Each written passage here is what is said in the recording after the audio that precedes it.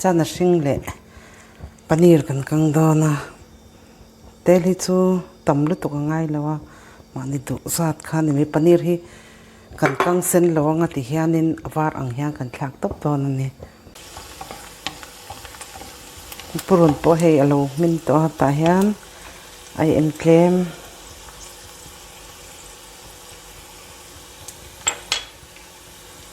marcha sen phot chi kha chu mani du to ka al khan tel the chon hei tomato kan her dip kha kan thlak to don ani kan chok photanga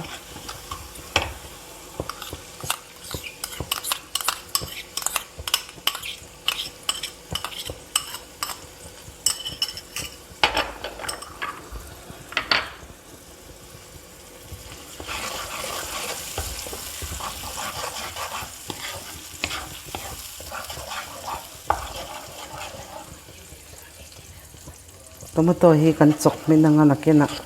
teleron chwa thlengin chuta chana hi kan thlak don ani huna du ve de uleka amin nan hian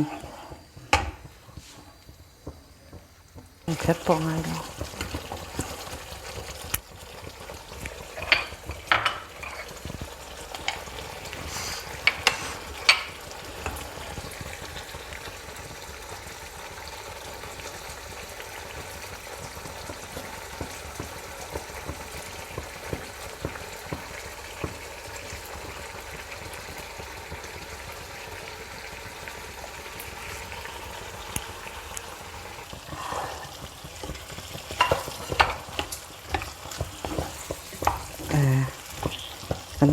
tomato po min to Chana Hring kha kan thlak ta te hian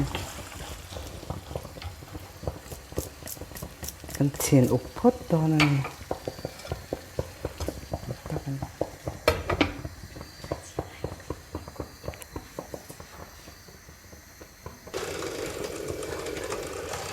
kan chana po hei min trep to so bor me a tui mel lut to arong te moi ania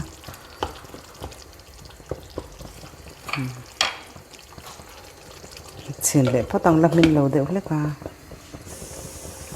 hi kan chana po so bora lo min trep to at Paneer hi kan thlak anga chuanin kai pak lo kan chi nanga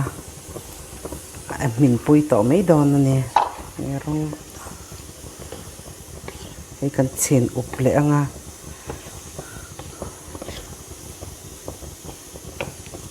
sowanga aso nuam ni thumbel kan chuang lenga kan off to mai don ani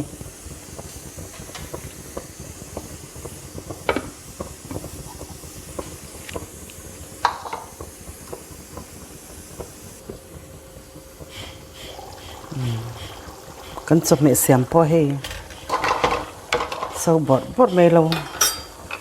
aso nuam ni thumbel chuan tur kan ti kham ni thumbel chu ni to hei minna kan suan to don ani to na kan chop me siam Chana Hring le Paneer kan chu